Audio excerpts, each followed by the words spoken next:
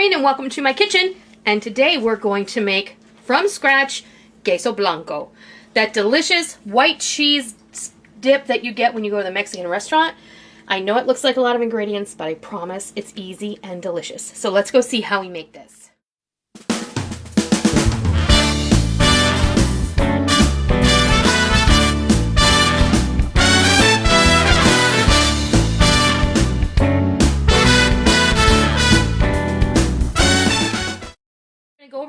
We're going to go over the ingredients, and then we're going to go over to the stove and start building this Queso Blanco.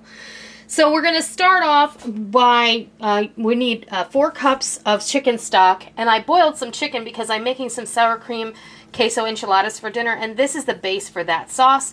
So I used the chicken broth left over from cooking my chicken. So 4 cups of chicken stock, or broth, or whatever. I have 2 cups of a Mexican cheese blend. I have 8 ounces of a ranchero queso fresco, and this is just it's a Mexican crumbling cheese, and it melts really nice. We're going to add that in here. We have 4 jalapeno peppers and 4 of the red Tinker Bell peppers. These are just those little baby bell peppers I cut up for color. 1 cup of chopped Roma tomato, 1 cup or so. This is, I believe, an 8-ounce can of chopped green chili. About 1½ medium onions, finely minced, 4 cloves of garlic, finely minced, 4 tablespoons of butter, and 4 tablespoons of flour. So that's what we need. Don't worry about writing the recipe down. You can always go over to www.noreenskitchen.com and print yourself out a copy, and you'll be able to have it for your own and put it in your collection or your notebook or in your recipe box or wherever it is you keep your special recipes. So we're going to go over to the stove and we're going to start building this delicious Queso Blanco. We're going to start our Queso Blanco by melting our butter. So that was 4 tablespoons of butter, and we have this over medium-high heat. And I'm going to put my onions in there, and we're going to sweat them. You don't want to caramelize them, but you want to cook them all the way through. So we're going to sweat these really good, and there might be a speck or 2 of either red pepper or tomato in there because I did use the same knife, and I probably chopped these up after I did those. So the next thing I'm going to do is I'm going to get my garlic in there as well. Remember, you never want to put garlic in a hot pan by itself. You always want to put it in with the onions. Because after the onions, because you don't want it to burn. Like I said, medium-high heat. And I'm going to just go ahead and toss in my jalapenos and my red bell peppers. And you don't have to put the red bell peppers in there if you don't want to. I think it's a nice addition because it adds a bit of sweetness and it adds a little bit of color. And Queso Blanco is traditionally got those little red and green flecks in it. Of course, you're going to get the red from the tomato, but a little extra isn't going to hurt. So right now it looks like Christmas, and what we're going to do is we're going to let this sweat for about 5 minutes, and we're going to come right back and we'll proceed with the rest of the Queso Blanco.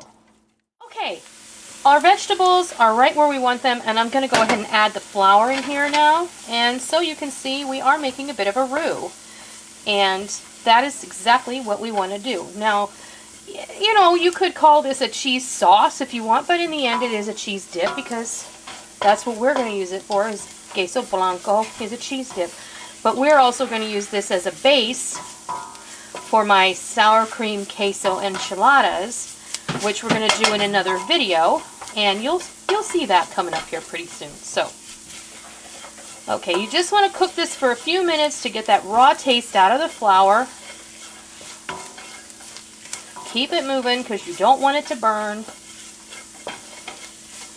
And I think that we're probably good there. Now what we're going to do is we're going to add our 4 cups of chicken stock. And I'm just going to go ahead and toss it all in there at one time. And I'm going to get a whisk.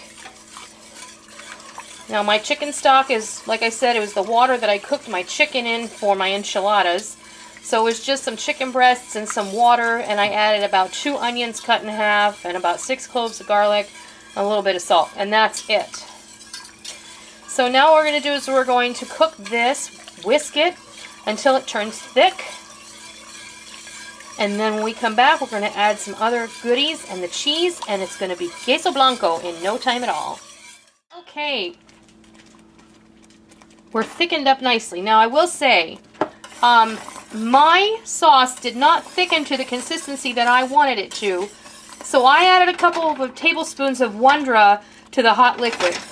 If you find that you need to thicken up yours a little bit more, you can do that. If you don't have Wondra, which is an instant granulated flour that's used for making sauces and gravies, then you can add a couple of tablespoons of flour to a couple of tablespoons of cold water, and then shake it up real good or stir it up and then whisk it in here and it'll thicken it up nice. I needed to get it to a certain consistency, and sometimes you have to do that. It just depends on the water content of your veggies. So I'm going to go ahead and I'm going to add our tomatoes and our green chilies. Get that all in there. And then we start adding the queso part. And then we're going to turn this into a delicious queso blanco. And it's going to be wonderful. Let me get this out of the way. Bring over our cheese. Okay, so we can go ahead and add our queso fresco right on in there. And this does melt, so, you know, don't worry. You can see that it's melting nicely. And we're going to add 2 cups of our Mexican blend cheese. And stir, stir, stir. And then we're going to taste it for salt. And you see how nice and thick this is getting and cheesy. Hot, sorry. That works.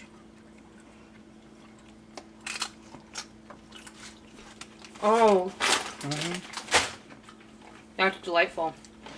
Okay, turn off your heat, give them another stir. Grab the chips, we'll get ready to make some sour cream enchiladas. That is how you make delicious queso blanco. At home, really easy, quick and easy, and delicious. I hope you try it. I hope you love it. Until next time, I'll see ya. Thank you for joining me in my kitchen today. I hope you liked what you watched today, and I hope that you try it, and I hope that you love it. If you like what you saw, please consider hitting the thumbs up button and giving me a positive rating. And also, make sure that you hit the subscribe button if you're already not a subscriber, so that you don't miss out on any of the fun we have here in our kitchen every single day. I hope that you enjoyed it. I'm really glad that you're here. Thank you for stopping by. Don't forget to come by tomorrow. Until next time, happy eating!